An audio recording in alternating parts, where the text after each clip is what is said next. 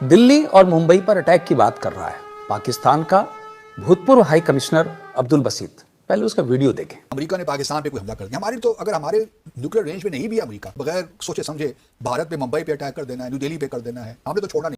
वो ये कह रहा है कि यदि अमेरिका पाकिस्तान पे अटैक करता है और अमेरिका चूंकि उसके न्यूक्लियर मिसाइल के रेंज में नहीं है तो वो भारत के शहरों पे हमला करेगा। इसके बैकग्राउंड में दो बातों का समझना जरूरी है। एक तो ये कि इसी मार्च में अमेरिका का एक रिपोर्ट आया है कि कहां कहां से न्यूक्लियर खतरा है और उन्होंने पाकिस्तान को एक महत्वपूर्ण न्यूक्लियर खतरा माना है।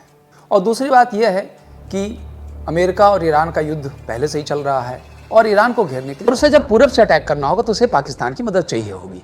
अब एक इंटरेस्टिंग बात यह है कि कई इस्लामिक देशों को यह चूल है कि वे विश्व के खलीफा बनेंगे। उनमें है तुर्की, सऊदी अरेबिया, ईरान तो था ही, और चौथा है पाकिस्तान।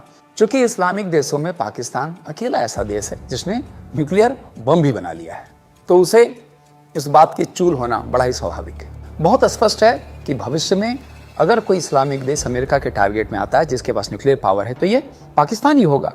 और वैसे भी पाकिस्तान अमेरिका के प्रतिद्वंदी चीन से खूब गलवैयां कर रखा है।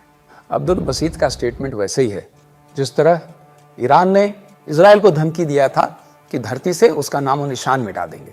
लेकिन पाकिस्तान भूल जाता है कि 1965 में, 1971 में और पिछले साल ऑपरेशन सिंदूर में भारत से कितनी मार खाया है। और यही नहीं, बलूचिस्तान का विद्रोह इतना तेज हो गया है कि वह अलग होकर ही मानेगा। दूसरी ओर अफगानिस्तान पहले से ही पाकिस्तान को बहुत बत्ती दे रखा है, फिर भी पाकिस्तान फड़फड़ाने से चूक नहीं रहा है। क्या पिद्दी और क्या पिद्दी का शोरबा। आप अपने विचार कमेंट बॉक्स में जरूर लिखें।